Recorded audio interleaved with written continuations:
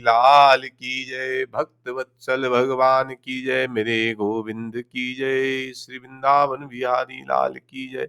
सब भक्तों की जय, सब संतों की जय। जय जय श्री राधे, जय जय श्री राधे। हम भगवान के नाम के महिमा के विषय पर चर्चा कर रहे हैं। गीता प्रेस द्वारा प्रकाशित भगवत नाम की महिमा नामक पुस्तक से मैं पढ़ रहा हूं। पापानालस्य दृपस्य मा कुर्वन्तु भयं नराः। गोविंद नाम मेघो धने नश्यते नीरबिंदुभा। गरुड़ पुराण में आया है। हे मनुष्यों, प्रत्युत पाप अग्नि को देखकर भय ना करो। गोविंद नाम रूप मेघों के जल बिंदुओं से इसका नाश हो जाएगा। पाप से छूटकर परमात्मा के परम पद को प्राप्त करने के लिए शास्त्रों में अनेक उपाय बतलाए गए हैं। दयामय महर्षियों ने दुख कातर जीवों के कल्याणार्थ वेदों के आधार पर अनेक प्रकार की ऐसी विधियां बतलाई हैं जिनका यथाधिकार आचरण करने से जीव पाप मुक्त होकर सदा के लिए निरतिशयानंद परमात्मा सुख को प्राप्त कर सकता है। परंतु इस समय कलयुग है, जीवन की अवधि बहुत थोड़ी है, मनुष्य की आयु प्रतिदिन घट रही है, आध्यात्मिक, आदि भौतिक और आदि देविक तापों की वृद्धि हो रही है। भोगों की प्रबल लालसा ने प्रायः सभी को विवश और उन्मत्त बना रखा है। कामनाओं के अशेष कलंक से बुद्धि पर कालिमा छा गई है। परिवार, कुटुंब, जाति या देश के नाम पर होने वाली विविध भांति की मोहमयी क्रियाओं के तीव्र धारा प्रभाव में जगत बह रहा है। देश और उन्नति के नाम पर धर्म, अहिंसा, सत्य और मनुष्य तत्व का विसर्जन किया जा रहा है। सारे जगत में कुवासना में कुप्रवृत्तियों का तांडव नृत्य हो रहा है। शास्त्रों के कथनानुसार युग प्रभाव से या हमारे दुर्भाग्य दोष से धर्म का एक पद भी इस समय केवल नाम मात्र को रहा है। आजकल के जीव धर्मोन्मोदित सुख से सुखी होना नहीं चाहते। सुख चाहते हैं, अटल, अखंड और आत्यंतिक सुख चाहते हैं, परंतु सुख की मूल भित्ति धर्म का सर्वनाश करने पर तुले हुए हैं। अर्थात चाहते तो सुख है, पर उसके पाने के विपरीत कार्य करें। ऐसी स्थिति में सुख के स्वप्न से भी जगत को केवल निराशा ही रहना पड़ता है। हमारी इस दुर्दशा को महापुरुषों ने और भगवत भक्तों ने पहले से ही जान लिया था। इसी से उन्होंने दया परवश हो हमारे लिए एक ऐसा उपाय बतलाया जो इच्छा करने पर सहज में ही काम में लाया जा सकता है, परंतु जिसका वह महान फल होता है, जो पूर्व काल में बड़े बड़े यज्ञ, तप और दान से भी नहीं होता था, वह है श्री हरि नाम का जप, कीर्तन और स्मरण।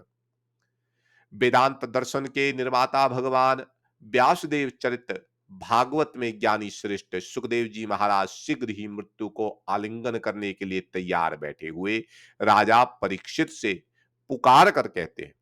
यहाँ पे श्रीमद् भागवत का श्लोक दिया गया है, मैं उसका उच्चारण करने का प्रयास करता हूं, गलती के लिए क्षमा कीजिएगा।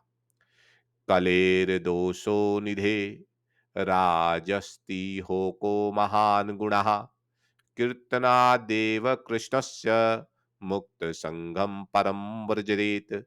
कृते यद ध्यायतो विष्णुं त्रेतायं यजतो मखेम द्वापरे परिचार्यं कलो तद्रि कीर्तनात्। हे राजन, इस दोषों से भरे हुए कलयुग में एक महान गुण है। यह है कि केवल श्री कृष्ण के नाम कीर्तन से ही मनुष्य सारी आसक्तियों से मुक्त होकर परमात्मा को प्राप्त कर लेता है। सतयुग में ध्यान से, त्रेता में यज्ञ से, द्वापर में परिचार्य से जो पद प्राप्त होता था, वही कलयुग में केवल श्री हरिनाम कीर्तन से प्राप्त होता है। इसलिए 400 वर्ष पूर्व बंगाल के नवदीप नामक स्थान में प्रेमावतार श्री श्री चैतन्य देव ने अवतीर्ण होकर मुक्त कंठ से इसी बात की घोषणा की थी कि भय ना करो, सबसे बड़ा प्राश्चित और परमात्मा के प्रेम संपादन का परमोत्तम साधन श्री हरिनाम है। संसार वासना का परित्याग कर दृढ़ विश्वास के साथ इसी में लग जाओ और अपना उद्धार कर लो। उन्होंने केवल ऐसा कहा कि ही नहीं, बल्कि स्वयं लोगों के घरों पर जा जाकर और अपने परम भागवत साथियों को भेज भेज कर येन येन येन केन प्रकेण लोगों को हरि नाम में लगाया। जगाई मधाई सरीखे प्रसिद्धि पात की हरिनाम प्राण हो गए। लोगों को इस संसर्ग में लगाने के कार्य में उन्होंने गालियां सुनी, कटुतियां सही, बल्कि श्री नित्यानंद और हरिदास आदि भक्त वरों ने तो भीषण प्रहार सहन करके पात्र पात्र का विचार छोड़कर जनता में हरिनाम वितरण किया। इसी प्रकार भक्त श्रेष्ठ कबीर, नानक, तुकाराम, रामदास, ज्ञानदेव, सोपानदेव, मीरा, तुलसीदास, सूरदास, नंददास, चरणदास, दादू दयाल, सुंदरदास, सहजोबाई, दयाबाई, सखुबाई आदि भगवान भागवतों ने भी श्री हरिनाम को ही जीवों के कल्याण का प्रधान उपाय समझा और अपनी दिव्यवाणी से इसी का प्रचार किया। आधुनिक काल में भी भारतवर्ष में जितने महान संत हो गए हैं, सभी ने एक स्वर से मुक्त कंठ होकर नाम महिमा का गान किया और कर रहे हैं। जिस नाम का इतना प्रभाव, महत्व और विस्तार है, उस पर मुझ जैसे रसनाभिज्ञ मनुष्य क्या लिख सकता है। मेरा तो यह केवल एक तरह का दुस्साहस है जो संतों की कृपा और प्रेमियों के प्रेम के भरोसे पर ही किया जा रहा है। मैं भगवत नाम की महिमा क्या लिखूं, मैं तो नाम का ही चिलाया जी रहा हूं। शास्त्रों में नाम महिमा के इतने अधिक प्रसंग है कि उनकी गणना करना भी बहुत कठिन कार्य है। इतना होते हुए भी जगत के सब लोग नाम पर विश्वास क्यों नहीं करते? नाम का साधन तो कठिन नहीं प्रतीत होता। पूजा, होम, यज्ञ आदि में जितना अधिक प्रयास और सामग्रियों का संग्रह करना पड़ता है, इसमें वह सब कुछ भी नहीं करना पड़ता, तो भी सब लोग नाम परायण क्यों नहीं होते? इसका उत्तर यह है कि नाम परायण होना जितना मुख से सहज कहा जाता है, वास्तव में उतना सहज नहीं है। बड़े पुण्य बल से नाम में रुचि होती है। शास्त्र पढ़ना, उपदेश देना, बड़े बड़े शास्त्रार्थ करना सहज है, परंतु निश्चिंत मन से विश्वास पूर्वक भगवान का नाम लेना बड़ा कठिन है। जन्म जन्म मुनि जतन कराही, अंतराम कही आवत नाही। श्री तुलसीदास जी महाराज लिखते हैं, जन्म जन्म मुनि जतन कराही, अंतराम कही आवत नाही। जन्म जन्म मुनि जतन कराही, अंत राम कही आवत नाही। कुछ लोग तो इसकी ओर ध्यान ही नहीं देते, जो कुछ ध्यान देते हैं उन्हें इसका सुख तत्व देखकर अश्रद्धा हो जाती है। अर्थात इसकी सहजता, इतना आसान, अरे इतना आसान चीज है, इससे इतना बड़ा काम सिद्ध हो सकता है। राम नाम बोलने से भगवान मिल सकते हैं, बड़ा सहज लगता है, इसलिए इसमें अश्रद्धा हो जाती है। वे समझते हैं कि जब बड़े-बड़े यज्ञ, तप, दान आदि सत्कर्मों से ही पाप वासना का नाश होकर मन की वृत्तियां शुद्ध और सात्विक नहीं बनती, तब केवल शब्द उच्चारण या शब्द श्रवण मात्र से क्या हो सकता है। वे लोग इसे मामूली शब्द समझकर छोड़ देते हैं। कुछ लोग पंडिताई के अभिमान से, शास्त्रों के बाही अवलोकन से, केवल मांग वित्तार्थ शास्त्र पटु होकर नाम का आदर नहीं करते। पाश्चात्य शिक्षा प्राप्त पुरुष तो प्रायः आधुनिक पाश्चात्य सभ्यता की माया मारीचिका में पड़कर ऐसी बातों को केवल गोपोड़ ही समझते हैं। कुछ लोग सुधार का दम भरने वाले लोग, संसार का सुधार केवल हमारे बल पर होगा, ईश्वर वस्तु ही क्या है, उसकी आवश्यकता तो घर बार रहित सन्यासियों को है, हमें उससे क्या मतलब, अच्छा काम करेंगे, अच्छा फल अपने आप मिल जाएगा, ऐसी भावना रखते हैं और नाम का तिरस्कार कर देते हैं। भगवत नाम का स्मरण प्रायः विपत्ति काल में ही हुआ करता है। जब मनुष्य के सब सहारे छूट जाते हैं, कहीं से भी कोई आशा नहीं रहती, किसी से कोई आश्वासन नहीं मिलता, जगत के लोग मुख से नहीं बोलना चाहते, निर्धनता, निर्जनता, आरोग्यहीनता और अपमान से मन घबराता है, दुखों की विस्मयी ज्वाला से हृदय दग्ध होने लगता है, मित्र, स्नेही, सुहृद, घर वालों का एकांत अभाव हो जाता है, तब प्राण रो उठते हैं। हृदय खोजता है किसी ऐसी शीतल सुरम्य वस्तु को, जिसे पाकर उसे कुछ शीतलता, कुछ शांति प्राप्त हो सके। ऐसे दुस्समय में छटपटाते हुए व्याकुल प्राण स्वाभाविक ही उस अनजाने और अनदेखे हुए प्रीतम की गोद का आश्रय ढूंढते हैं। ऐसे अवसर पर बड़े-बड़े शास्त्र अभिमानी, शास्त्रार्थ में तर्क युक्तियों से ईश्वर का खंडन करने वाले, धन और पद के मद में ईश्वर को तुच्छ समझने वाले, विषयों की प्रमाद मदिरा के अमृत पान से उन्मत्त होकर विचरने वाले मनुष्य के मुंह से भी सहसा ऐसे उद्गार निकल पड़ते हैं कि हे राम, हे ईश्वर, तू ही बचा, तेरे बिना अब और कोई सहारा नहीं है। ऐसे ही विपद संकुल समय में जीवा स्वच्छंदता से भगवत नाम का उच्चारण करने लगती है, और ऐसे ही शोक मोहपूर्ण समय में मन और प्राण भी उसका स्मरण करने लग जाते हैं। इस लोभ से तो माता कुंती ने भगवान श्री कृष्ण से विपत्ति का वरदान मांगा था। उन्होंने कहा कि हे कृष्ण, तेरा स्मरण विपत्ति में ही होता है, इसलिए मुझे बार बार विपत्तियों के जाल में डालता रहना। तात्पर्य यह है कि भगवत नाम का स्मरण प्रायः दुख काल में होता है। दुखी, अनाश्रित और दीन जन ही प्रायः उसका नाम लिया करते हैं। इसलिए कुछ लोग जो विषयों के बाहुल्य से मोहवश अपने को बड़ा बुद्धिमान, धन जनवान और सुखी मानते हैं, भगवत नाम लेकर अपनी समझ से दीन दुखी और अनाश्रितों की श्रेणी में सम्मिलित होना चाहते हैं। कुछ ज्ञान अभिमानी लोग ज्ञान के अभिमान में हरि नाम को गौण या मंद साधन समझकर त्याग देते हैं। जनता अधिकतर संसार में पड़े लोग कहलाने वालों के पीछे ही चला करती है। यही सब कारण है कि सब लोग हरि नाम के परायण नहीं होते। एक कारण और है जिससे नाम के विस्तार में बड़ी बाधा पड़ती है। वह है नाम को पाप का साधन बना लेना। ऐसे लोग संसार में बहुत हैं जो पाप करने में जरा सा भी संकोच नहीं करते और समझ बैठते हैं कि नाम लेते ही पाप का नाश हो जाएगा। इसमें कोई संदेह नहीं कि हरि नाम पाप रूपी घास के बड़े ढेर को जलाने के लिए साक्षात अग्नि है। बड़े से बड़ा पाप नाम के उच्चारण मात्र से नष्ट हो जाता है। वैशंपायन संहिता में कहा गया है, मैं प्रयास करता हूं, सर्वधर्म बहिभूता सर्व पाप रतस्तता मुच्यते नात्र संदेहो विष्णोर नामनुकीर्तनात्। सर्वधर्म त्यागी, सर्व पाप निरत पुरुष भी यदि हरिनाम कीर्तन करता है तो वह पापों से छूट जाता है। इसमें कोई संदेह नहीं कि पूर्व के पापों का नाश करने के लिए हरिनाम सबसे बड़ा और शीघ्र फलदायक प्रायश्चित है। नाम के प्रताप से पापी मनुष्य भी भगवान के परम पद को प्राप्त हो जाता है।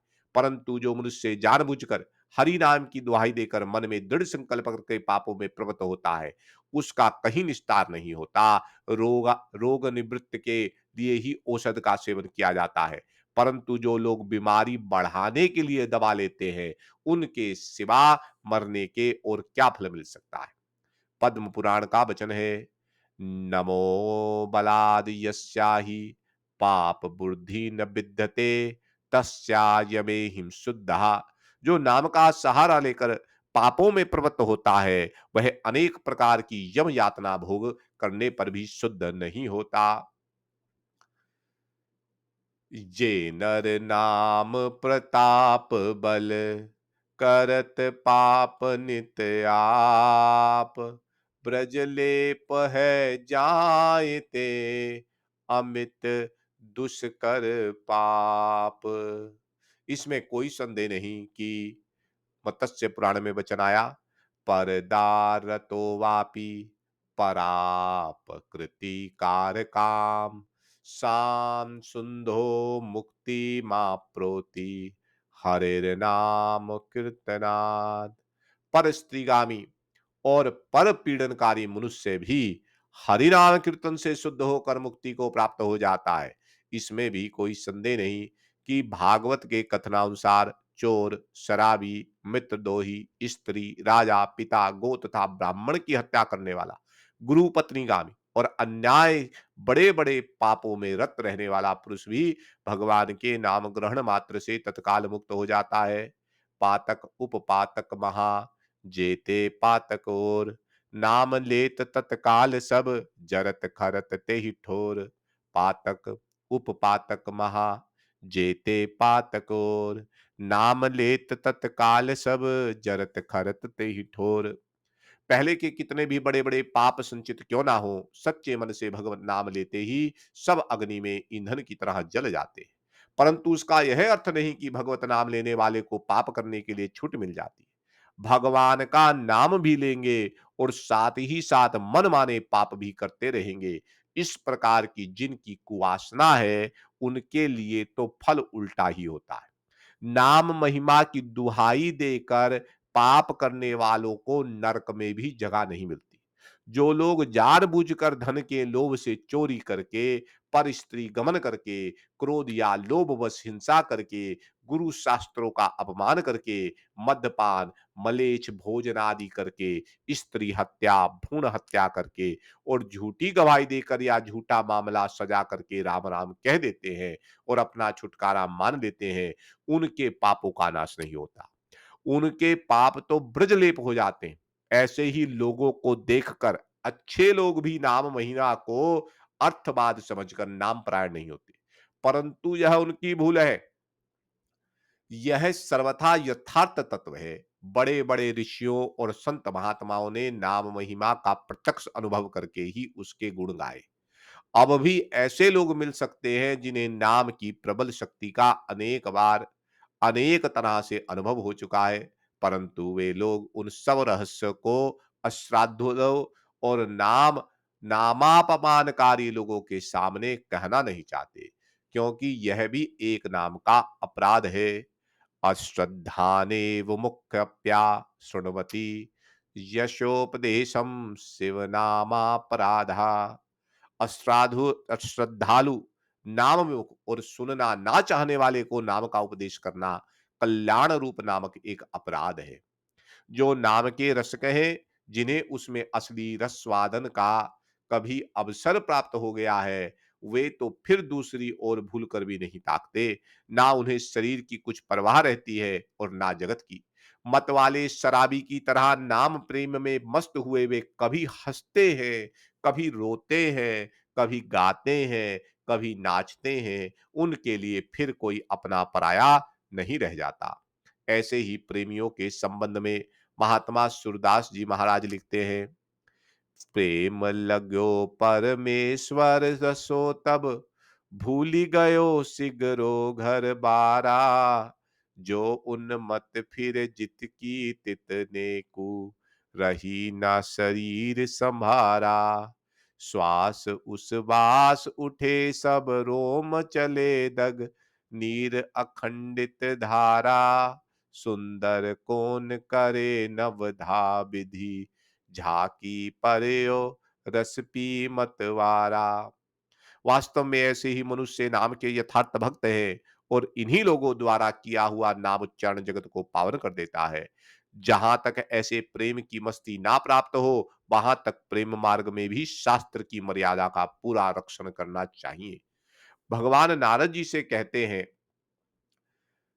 अन्यथा पतित्यस्यो संकयाः, नारद भक्ति सूत्र में आया, नहीं तो पतित होने की आशंका है। अतएव आरंभ में अपने अपने वर्ण आश्रम अनुमोदित संध्या बंदन, पिता माता आदि की सेवा, परिवार संरक्षण आदि वैदिक और लौकिक कार्यों को करते हुए श्री भगवत नाम का आश्रय ग्रहण करना चाहिए। समृद्धि विहित कर्म के त्याग की आवश्यकता नहीं है। यथा समय और यथास्थान उनका आचरण अवश्य करना चाहिए। राम नाम ऐसा धन नहीं है जो ऐसे वैसे कर्मों में खर्च किया जाए। जो मनुष्य मामूली सा कचड़ा, कांच का टुकड़ा खरीदने जाकर बदले में बहुमूल्य हीरे दे आता है, वह कभी बुद्धिमान नहीं कहलाता। इसी प्रकार जो कार्य लौकिक या समृद्धि विहित कर्मों के आचरण से सिद्ध हो सकता है, उसमें नाम का प्रयोग करना राजाधिराज से झाड़ू दिलवाने के समान है। सोने को मिट्टी के भाव बेचने के समान है। अतएव नाम जप में समृद्धि विहित कर्मों के त्याग की कोई आवश्यकता नहीं है। कुछ लोगों की यह शंका है कि आजकल नाम लेने वाले तो बहुत लोग देखे जाते हैं, परंतु उनकी दशा देखते हैं तो मालूम होता है उनको कोई लाभ नहीं हुआ। जिस नाम के एक बार उच्चारण करने मात्र से संपूर्ण पापों का नाश होना बताया जाता है, उस नाम की लाखों बार आवृत्ति करने पर भी लोग पापों में प्रवृत्त और दुखी देखे जाते हैं। इसका क्या कारण है? इसके उत्तर में पहली बात तो यह है कि लाखों बार नाम की आवृत्ति उनके द्वारा वस्तुतः होती नहीं, धोखे से समझ ली जाती है। दूसरा कारण यह है कि उनके नाम में यथार्थ श्रद्धा नहीं है। नाम के इस महात्म्य में उन्होंने स्वयं ही संशय है। भगवान ने गीता में कहा है, संशयात्मा विनश्यति ही, इसलिए उन्हें पूरा लाभ नहीं होता। भजन में श्रद्धा ही फल सिद्धि का मुख्य साधन है। अवश्य ही भजन करने वाले में श्रद्धा का कुछ अंश तो रहता ही है। यदि श्रद्धा का सर्वथा अभाव हो तो भजन में प्रवृत्ति ही ना हो। बिना किंचित श्रद्धा हुए किसी कार्य विशेष में प्रवृत्त होना बड़ा कठिन है। अतएव जो नाम ग्रहण करते हैं उनमें श्रद्धा का कुछ अंश तो अवश्य है, परंतु श्रद्धा के उस शुद्र अंश की अपेक्षा संशय की मात्रा कहीं अधिक है। इसलिए उन्हें वास्तविक फल से वंचित रहना पड़ता है। गंगा स्नान से पापों का अशेष नाश होना बतलाया गया है, परंतु नित्य गंगा स्नान करने वाले लोग भी पाप में प्रवृत्त होते देखे जाते हैं। यद्यपि एक बार का भी भगवत नाम हजारों बारों के गंगा स्नान से बढ़कर है। एक समय भगवान शंकर महाराज पार्वती जी के साथ हरिद्वार में घूम रहे थे। पार्वती जी ने देखा कि सहस्त्र मनुष्य गंगा में नहा नहाकर हर हर करते चले जा रहे हैं, परंतु प्रायः सभी दुखी और पाप परायण हैं। पार्वती जी ने बड़े आश्चर्य के साथ शिव जी से पूछा कि हे देवादिदेव, गंगा में इतनी बार स्नान करने पर भी इनके पाप और दुखों का नाश क्यों नहीं हुआ? क्या गंगा में सामर्थ्य नहीं है? शंकर भगवान ने कहा, प्रिय, गंगा में तो वही सामर्थ्य है, परंतु इन लोगों ने पाप नाशनी गंगा में स्नान ही नहीं किया, तब इन्हें लाभ कैसे होगा? पार्वती जी ने आश्चर्य से कहा, स्नान कैसे नहीं किया? सभी तो नहा नहा कर आ रहे हैं, अभी तक इनके शरीर भी नहीं सूखे। शिव जी ने कहा, ये केवल जल में डुबकी लगा के आ रहे हैं, तुम्हें कल इसका रहस्य समझाऊंगा। दूसरे दिन बड़े जोर से बरसात होने लगी। गलियां कीचड़ से भर गई। एक चौड़े रास्ते में एक गहरा गड्ढा था। चारों ओर लपटी सा कीचड़ भर रहा था। शिव जी ने लीला से ही वृद्ध रूप धारण कर लिया और दीन विविश की तरह गड्ढे में जाकर ऐसे पड़ गए जैसे कोई मनुष्य चलता चलता गड्ढे में गिर पड़ा हो और निकलने की चेष्टा करने पर भी ना निकल सकता हो। पार्वती को यह समझाकर कि गंगा के पास बैठा दिया कि देखो, तुम लोगों को सुना सुना कर यूं पुकारती रहो कि मेरे वृद्ध पति अकस्मात गंगे में गिर पड़े, कोई पुण्यात्मा इन्हें निकालकर इनके प्राण बचावे और मुझ असहाय की सहायता करे। शिव जी ने यह और समझा दिया कि जब कोई गड्ढे में से मुझे निकालने को तैयार हो, तब इतना और कह देना कि भाई, मेरे पति सर्वथा निष्पाप है, इन्हें वही छुए जो स्वयं निष्पाप हो। यदि आप निष्पाप हैं तो उनके हाथ लगाइए, नहीं तो हाथ लगाते ही आप भस्म हो जाएंगे। पार्वती तथास्तु कर कहकर गंगा गड्ढे के किनारे बैठ गई और आने जाने वाले को सुना सुनाकर शिव जी की सिखाई हुई बात कहने लगी। गंगा में नहाकर लोगों के दल आ रहे हैं। सुंदर युवती को यूं बैठी देखकर कईयों के मन में पाप आया। कई लोक लज्जा से डरे तो कईयों को कुछ धर्म का भय हुआ। कई कानून से डरे। कुछ लोगों ने पार्वती को यह सुना भी दिया कि मरने दे बूढ़े को, क्या उसके लिए रोती है?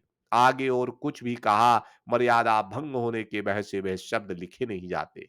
कुछ दयालु सच्चित्र पुरुष थे, उन्होंने करुणावश हो युवती के पति को निकालना चाहा, परंतु पार्वती के वचन सुनकर वे भी रुक गए। उन्होंने सोचा कि हम गंगा में नहाकर आए हैं तो क्या हुआ, पापी तो है ही, कहीं होम करते हाथ ना जल जाए। बूढ़े को निकालने जाकर इस स्त्री के कथनानुसार हम स्वयं भस्म ना हो जाए। सुनतरा किसी का साहस ही नहीं हुआ। सैकड़ों आए, सैकड़ों ने पूछा और चले गए। संध्या हो चली। शिव जी ने कहा, पार्वती, देखा आया कोई गंगा में नहाने वाला। थोड़ी देर बाद एक जवान हाथ में लोटा लिए हर हर करता हुआ निकला। पार्वती ने उससे भी वही बात कही। युवक का हृदय करुणा से भर आया। उसने शिव जी को निकालने की तैयारी की। पार्वती जी ने कहा, भैया रुक जाओ। यदि तुम सर्वथा निष्पाप नहीं होगे तो मेरे पति को छूते ही जल जाओगे। उसने उसी क्षण बिना किसी संकोच के दृढ़ निश्चय के साथ पार्वती से कहा, मां, मेरे निष्पाप होने में तुम्हें संदेह क्यों होता है? देखती नहीं, मैं अभी गंगा जी में स्नान कर कर आ रहा हूं। भला गंगा जी में गोता लगाने के बाद भी कभी कपाप रहता है? तेरे पति को निकालता हूं। युवक ने लपक कर बूढ़े को ऊपर उठा लिया। शिव पार्वती जी ने उसे अधिकारी समझकर अपना असली स्वरूप प्रकट कर उसे दर्शन देकर कृतार्थ किया। शिव जी ने पार्वती से कहा, इतने लोगों में से इस एक ने ही वास्तव में गंगा स्नान किया। इसी दृष्टांत के अनुसार जो लोग बिना श्रद्धा और विश्वास के केवल दंभ के लिए नाम ग्रहण करते हैं, उन्हें वास्तविक फल नहीं मिलता। परंतु इसका यह मतलब नहीं कि नाम ग्रहण व्यर्थ जाता है। नाम का फल अवश्य होता है, परंतु जैसे चाहिए वैसे नहीं होता। दमार्थ नाम लेने वाले भी संसार में पूजे जाते हैं। उनके पापों का नाश भी होता ही है, परंतु अनंत जन्मों के संचित और इस समय भी लगातार होने वाले अनंत पाप श्रद्धा रहित नाम से पूरे नष्ट नहीं हो पाते। नाम से पूरा फल प्राप्त ना होने में श्रद्धा के अतिरिक्त एक और प्रधान कारण है, साधक का सकाम भाव। हम बहुत बड़ी मूल्यवान वस्तु को बहुत सस्ते दामों पर बेच देते हैं। सिर में मामूली दर्द होता है, उसे मिटाने के लिए राम राम कहते हैं। 150 रुपयों की कमाई के लिए राम नाम लेते हैं। स्त्री बच्चों की आरोग्यता के लिए राम नाम लेते हैं। मान बढ़ाई पाने के लिए राम नाम कहते हैं। संतान सुख के लिए राम नाम कहते हैं। फल यह होता है कि हम राम नाम लेने पर भी कमाने के साथ ही लुटाने वाले मूर्ख के समान जैसे के तैसे रह जाते हैं। चलनी में जितना भी पानी भरते रहो, सभी निकल जाएगा। हमारा अंतःकरण भी कामनाओं के अनंत छेदों से छलनी हो रहा है, इसमें कुछ भी नहीं ठहरता। राम नाम का फल कैसा हो? प्यास लगी हुई है, जगत में सुख की पिपासा किसी को नहीं है। पवित्र जल का भी झरना झर रहा है, राम नाम के झरने का प्रवाह सदा ही अबाधित रूप से बहता है, परंतु हम अभागे उस झरने के आगे अंजलि बांधकर जल ग्रहण नहीं करते। हम उसके आगे रखते हैं हजारों छेदों वाली छलनी, जिसमें ना तो कभी पानी ठहरता है और ना हमारी प्यास ही बुझती है। सकाम भाव से लिए हुए नाम से भी, नाम के असली फल आत्यांतिक सुख से हम इस प्रकार वंचित रह जाते हैं। परंतु जो कोई भगवत नाम लेता ही नहीं, और यदि कोई लेता है तो वह सकाम भाव से धन संपन्नता, मान बढ़ाई की वृद्धि के लिए लेता है। नियम अनुसार फल में जहां का तहां ही रहना पड़ता है, परंतु नाम की महिमा अपार है। इस प्रकार लिए हुए नाम से भी फल तो होता ही है, सकाम कर्म की सिद्धि भी होती है और आगे चलकर भगवत भक्ति भी प्राप्त होती है। जब इन पंक्तियों का शुद्ध लेखक सकाम भाव से नाम जप किया करता था, तब कई बार उसकी ऐसी विपत्तियां टली हैं जिनके टलने की कोई भी आशा नहीं थी। केवल वह विपत्तियां ही नहीं टली, उसका और भी फल हुआ। नाम में रुचि बढ़ी, आगे चलकर निष्काम भाव भी हो गया। भगवत नाम लेने का अंतिम परिणाम है भगवान में एकांत प्रेम हो जाना। एकांत प्रेम होने के बाद प्रेम में के मिलने से जरा सा भी विलंब नहीं होता। जैसे ध्रुव को और विभीषण जी को राज्य की भी प्राप्ति हुई और भगवत प्रेम की भी। इसलिए शास्त्रों में चाहे जैसे भगवान भगवत नाम लेने वाले को भी बड़ा उत्तम बतलाया गया है। भगवान ने गीता में इसलिए अर्थार्थी भक्तों को भी उदार और पुण्यात्मा बतलाया है।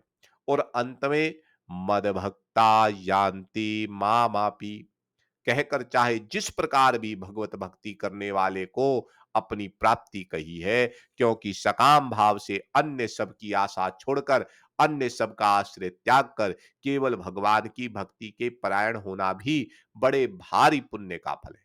अतएव सकाम भाव से भगवान के नाम ग्रहण करने वाले लोग भी बड़े पूज्य और मान्य हैं। परंतु उनको सकाम भाव की प्रतिबंधकता के कारण नाम के वास्तविक फल नामी के प्रेम की या स्वम नामी की प्राप्ति में विलंब अवश्य हो जाता है। इससे यह सिद्ध हो गया कि नाम से फल तो अवश्य होता है, परंतु अश्रद्धा, अविश्वास और कामना के कारण उसकी असली फल की प्राप्ति देर हो जाती है। यदि साधक इस अपने दोष से होने वाली देरी का दोष नाम पर लगाकर उसे अर्थवाद कहता है, तो यह भी इसका अपराध है। नाम उच्चारण के 10 अपराध बताए गए। सत्पुरुषों की निंदा, नामों में भेदभाव, गुरु का अपमान, शास्त्र निंदा, हरि नाम में अर्थभेद, नाम का सहारा लेकर पाप करना, धर्म, व्रत, दान, यज्ञादि के साथ नाम की तुलना करना, और श्राद्धलु, हरि विमुख और सुनना ना चाहने वाले को नाम का उपदेश करना। नाम का महत्व सुनकर भी उसमें प्रेम ना करना और मैं, मेरे तथा भोग आदि विषयों में लगे रहना। यदि प्रमादवश इनमें से किसी तरह का नाम अपराध हो जाए, तो उससे छूटकर शुद्ध होने का उपाय भी पुनः नाम कीर्तन ही है। भूल के लिए पश्चाताप करते हुए नाम का कीर्तन मात्र करने से नाम अपराध छूट जाता है। पद्म पुराण में आया है। मैं प्रयास करता हूं बोलने का, गलती के लिए क्षमा कीजिएगा। नामाप्रधा नामापराधयुक्तानां नामान्येव हरन्यत्याद्धम् आविशान्तं प्रयुक्तानि तान्येवार्थकारेण च। नामापराधी लोगों के पापों को नाम ही हरण करता है। निरंतर नाम कीर्तन से सभी मनोरथ सिद्ध होते हैं। नाम के यथार्थ महात्मा को समझकर जहां तक हो सके नाम लेने में कदापि इस लोक और परलोक के भोगों की जरा सी भी कामना नहीं करनी चाहिए। नाम लेने में कदापि इस लोक और परलोक के भोगों की जरा सी भी कामना नहीं करनी चाहिए। यद्यपि ऊपर लिखे अनुसार नाम जप से कामना सिद्धि के सिवा अंतःकरण की शुद्धि होकर भगवत रूपी विशेष फल भी मिलता है, परंतु नियम यही है कि जैसी कामना हो, सांगोपांग कर्म होने पर वैसा ही फल मिल जाए। जो लोग भगवत नाम का साधारण बातों में प्रयोग करते हैं, वे वास्तव में भगवत नाम की अपार महिमा से सर्वथा अनभिज्ञ है या उस पर उनका विश्वास नहीं। जो रतन के मूल्य से अनभिज्ञ होगा, वही उसे कांच के मोल पर बेचेगा। एक श्रद्धालु भक्त प्रतिदिन गांव के बाहर एक महात्मा के पास जाया करता था। जब महात्मा की सेवा करते करते उसे बहुत दिन बीत गए, तब महात्मा ने उसे अधिकारी समझकर कहा कि वत्स, तेरी मति भगवान में है। तू श्रद्धालु है, गुरु सेवा परायण है, कुतार्किकी नहीं है, मतलब कुतर्क नहीं करता, साधना में आलसी नहीं है, शास्त्र के वचनों में विश्वास रखता है, किसी का बुरा नहीं चाहता, किसी से घृणा नहीं करता, द्वेष नहीं करता। तेरा चित्त बड़ा सरल है, काम, क्रोध और लोभ से डरता है, संतों का उपासक है, जिज्ञासु है। इसलिए तुझे एक ऐसा गोपनीय मंत्र देता हूं जिसका पता बहुत ही थोड़े लोगों को है। यह मंत्र परम गुप्त और अमूल्य है, किसी से कहना नहीं। यूं कहकर महात्मा ने उसके कान में धीरे से कह दिया, राम। श्रद्धालु भक्त मंत्रराज राम का जप करने लगा। वह एक दिन गंगा नहाकर लौट रहा था, तो उसका ध्यान उन लोगों की तरफ गया जो हजारों की संख्या में उसी की तरह गंगा नहाकर जोर जोर से राम राम पुकारते चले आ रहे थे। सुनता तो रोज ही था, परंतु कभी इस ओर उसका ध्यान नहीं गया। आज ध्यान जाते ही उसके मन में यह विचार आया कि महात्मा तो राम मंत्र को बड़ा गुप्त बतलाते थे, मुझसे कह भी दिया था कि किसी से कहना नहीं, परंतु इसको तो सभी जानते हैं। हजारों मनुष्य राम राम पुकारते हुए चलते हैं। उसके मन में कुछ संशय उत्पन्न हो गया। वह अपने घर ना जाकर सीधा अपने गुरुजी के पास गया। महात्मा ने कहा, वत्स, आज इस समय कैसे आए? उसने अपना संशय सुनाकर कहा, प्रभु, मेरे समझने में भ्रम हुआ या इसका और कोई मतलब है? अपनी दिव्य वाणी से मेरा संदेह दूर करने की कृपा कीजिए। महात्मा ने उसके मन की बात जान ली और कहा, भाई, तेरे प्रश्न का उत्तर पीछे दिया जाएगा, पहले तू मेरा एक काम कर। महात्मा ने झोली में से एक चमकती हुई कांच की सी गोली निकाली और उसे भक्त के हाथ में देकर कहा कि बाजार में जाकर इसकी कीमत करवा के लौटा। बेचना नहीं, सिर्फ कीमत जाननी है। सावधान, कीमत आंकने में कहीं भूल ना हो जाए। भक्त श्रद्धालु था। आज कल का सा कोई होता तो पहले ही गुरु महाराज को आड़े हाथों लेता और कहता कि मैं तुम्हारे कांच के टुकड़े की कीमत जचवाने नहीं आया हूं, तुम्हारा गुलाम नहीं हूं। पहले मेरे प्रश्न का उत्तर दो, नहीं तो मेरे साथ छल करने के अपराध में तुम पर कोर्ट में मुकदमा किया जाएगा। वह समय दूसरा था। भक्त लोग अपने गुरु की चरणों में श्रद्धा रखते थे। भक्त अपना प्रश्न वहीं छोड़कर गुरुजी का काम करने के लिए बाजार में गया। सबसे पहले एक शाक बेचने वाली मिली। भक्त ने गुरु की चीज उसे दिखलाकर कहा, इसकी क्या कीमत देंगी? शाक बेचने वाली पत्थर की चमक और सुंदरता देखकर सोचा कि बच्चों के खेलने के लिए कांच की बड़ी सुंदर गोली बाजार में कहीं ऐसी नहीं मिलती। उसने कहा, शेर दो शेर आलू या बैंगन ले लो। वह आगे बढ़ा। एक सुनार की दुकान थी, वहां ठहरा।